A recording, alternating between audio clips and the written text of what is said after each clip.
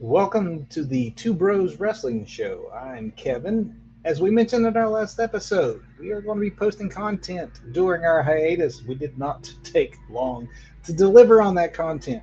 I wanted to hop on here and give you some quick takes, our thoughts on Backlash from Tampa. Let's do it. Before we get into any match specific winners and losers or analysis, two overarching things I want to address. One, the Two Bros Wrestling Show, we went 100%. Doug and I both predicted correctly every match on the card. And to be honest, I would love to say it's just because of our prognosticating acumen. But in truth, there was only so many ways you could go with this PLE. It probably speaks to how predictable the results were more than it does our abilities to do said predicting. That being said, I don't believe that being predictable is the same as a poorly executed PLE. In fact, I think this was a very, very good PLE, very strong. Despite the predictability maybe in the outcomes, there was a lot to recommend this by with the action itself. And that is the second thing I would want to say overarching. And when you look back at WrestleMania, there were legitimate complaints that we had way too many ads, way too little action, particularly on night one, as far as some pretty short match times. Granted, Backlash only had 5 matches, so there was not nearly as much competition on the amount of matches taking place. However, Backlash significantly saw an increase in the average match time. And in general, that was to the benefit of these matches, all except for maybe one, which I will get to in a moment. So, with those two comments out of the way, let's just take it match by match what I thought about Backlash in Tampa. The first hour was on ESPN2.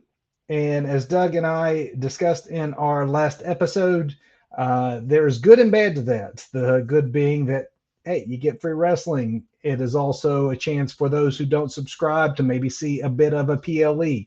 It, from the company's point of view, gains eyeballs, exposure, and possibly sells subscriptions to the unlimited plan.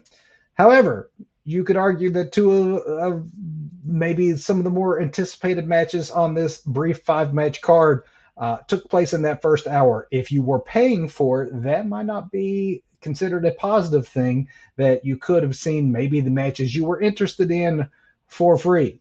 Starting with the very first match, Braun Breaker versus Seth Rollins. As we mentioned in our preview, this was undoubtedly one of the matches that was the most anticipated, as it was originally slated to be a WrestleMania match prior to Braun's injury.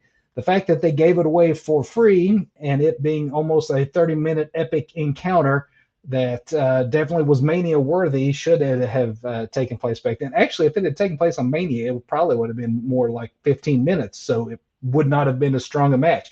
This was a great contest, but maybe you, if you're paying for it and realize there was only 90 minutes of action after the first 2 matches, so the final 3 matches that were behind the paywall might have you a little upset that you didn't just go ahead and get it for free somehow.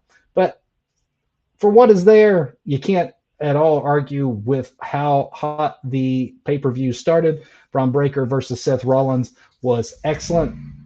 The mid-air spear by Breaker might be the match or the spot rather of the entire PLE. I did anticipate we would have involvement from the Vision, but Braun Breaker goes over here as we had predicted he should, as he is the one who is definitely on the rise to get up to a Seth Rollins level.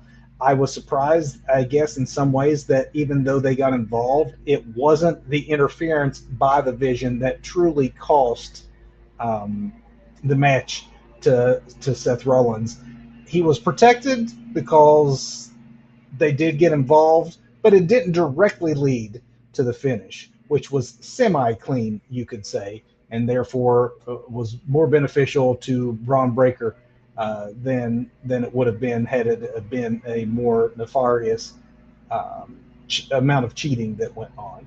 Definitely one of the best matches of the evening, starting off for free on ESPN2.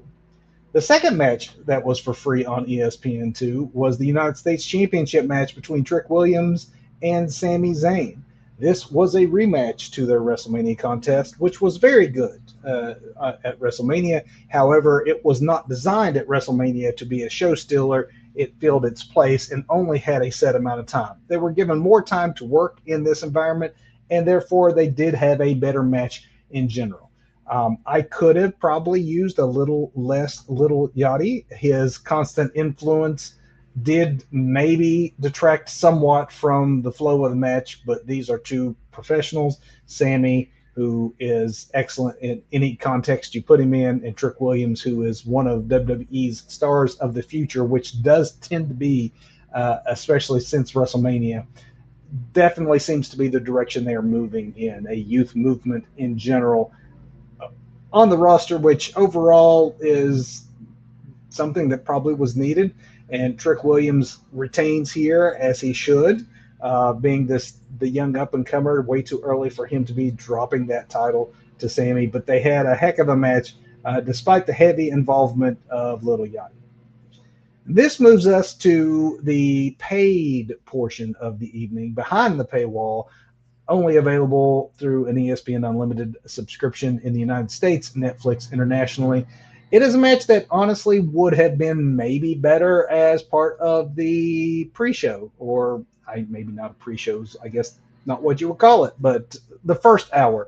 And that would have been the match between Miz and Kit Wilson versus Danhausen and a mystery partner. When I say it probably would have been better during the first hour, it was definitely something different than the Braun Breaker encounter, which was very intense. It would have been a good come-down match. It was a pure comedy match, as you would expect. Danhausen has been a revelation, I think, to TKO officials, and just how over he is, just how much the fans are into it.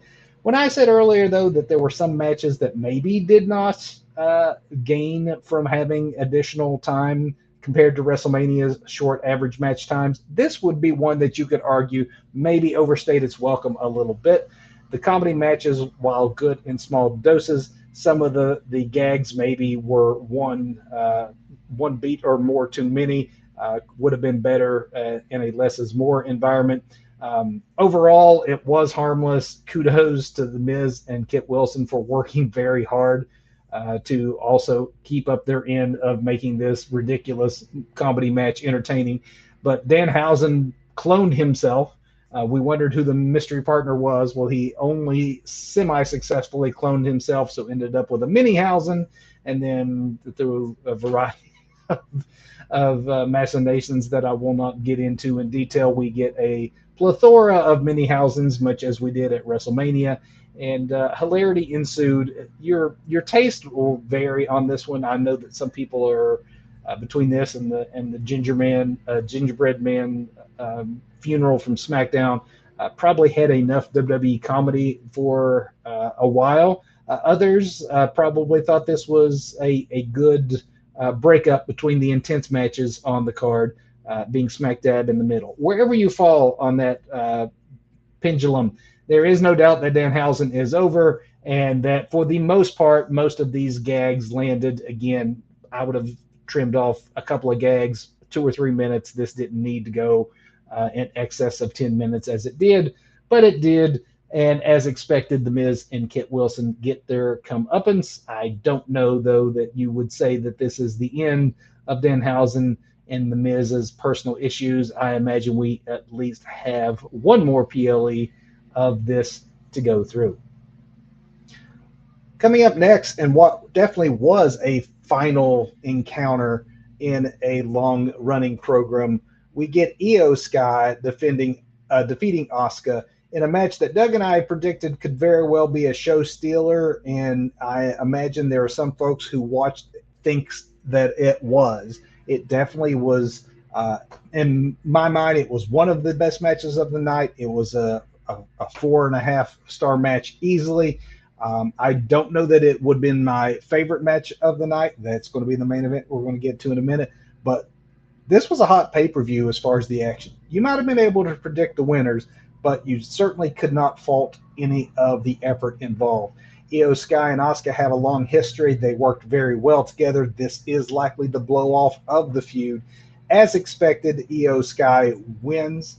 I at first was a little worried about how this contest was going to go, only because I thought these women were going to have to work pretty hard to gain the interest of the crowd, who almost immediately began chanting for Kari Sane. And I thought this is going to actually derail everything. But to the credit of these two professionals, they took it in stride. They very likely anticipated that could be the case. They worked hard to win the crowd back, and they did. The last stretch of this match, particularly with all the counters and the near falls, was just exquisitely done. And by that point, no one was chanting anything other than "This is awesome" and getting into each and every near fall. Io Sky, as she should, and as we predicted, picked up the victory on Asuka. There's been a lot made about the after of this match, when Asuka and Io, despite the animosity that they have shown each other on screen over the last year, maybe broke character a little bit, or maybe just acknowledged that this was a blow off and had a mutual show of respect, with Asuka breaking out in a big smile, a long embrace, a lot of words exchanged, some emotions. If you did not know, and some had speculated, is Asuka going away? Is this the end of something? All reports are that it is not, that Asuka recently signed a multi-year extension. No word exactly on how long, but she is not going away. Maybe she's stepping away for the time being. Maybe it was just an emotional exchange between two people who worked very hard through the release of one of their better friends, who was at one point heavily involved in this particular storyline. And that being Kari Sane. Maybe it was just an emotional release on both these women's behalf for Kari. Whatever it was, there definitely was a moment at the end that I think we all felt was a genuine acknowledgement between the two. They worked to earn it. Whatever it was meant to be, they definitely had worked to earn it. This was a fantastic encounter that you must see. Before we get to the main event, though, we did have John Cena making his special announcement that was going to change the way that we view WWE and our relationship as fans to it. I thought, and Doug and I thought, if there's anything we, I guess, got wrong in our predictions, it may be this. We thought it was going to be club WWE related. We thought it was definitely going to be rah-rah corporate related and probably would not go over very well. It actually was not that. It may not have been the home run that maybe WWE had hoped for, but it certainly wasn't the swing and miss that we thought it could be if it was only trying to sell us something. What John Cena was out there to talk about was the announcement of the John Cena Classic, which it sounds as if is going to be pretty much like the PLE we saw back in December, when we had his farewell match, as it ended up being. But that is established stars against young NXT, or maybe even younger, with Evolve and the ID program talent. I think that in itself is a good idea. It was well executed back in December. WWE is, as I mentioned, undergoing a very obvious youth movement, and having its young stars showcased against its known stars will be something that could continue to reap benefits.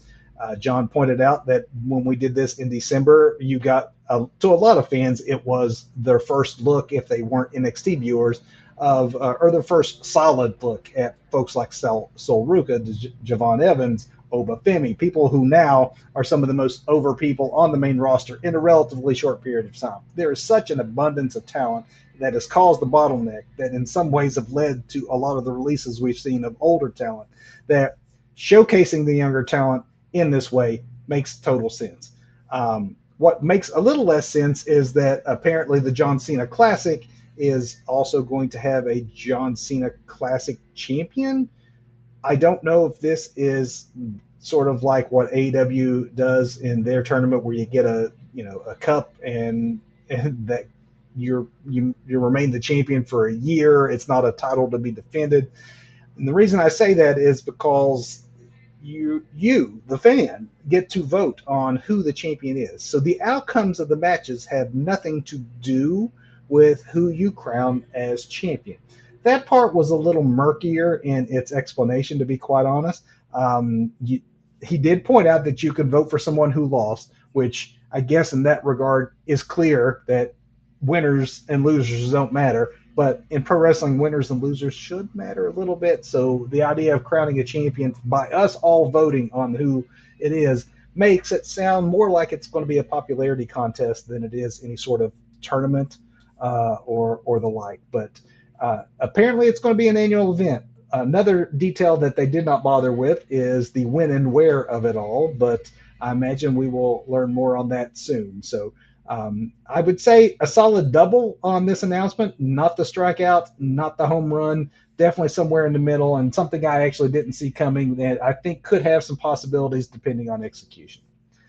Which brings us to our main event, and is absolutely no discouragement in the execution of how this one went down, even as it went down exactly as we expected, with Roman Reigns retaining the World Heavyweight Championship against Jacob Fatu, his cousin, in a very intense back and forth matchup that, despite the fact all of us predicted the outcome, did have enough believability in the near falls to make me question towards the end as, wait a minute, could they possibly within less than a month's time allow this to happen and crown Jacob Fatu? They didn't. They went with Roman, which again, not necessarily the wrong move just because it's predictable, but this is definitely one of those instances where you could say the loser gained just as much in defeat, and you could even say maybe even gained more in defeat than Roman did in the victory.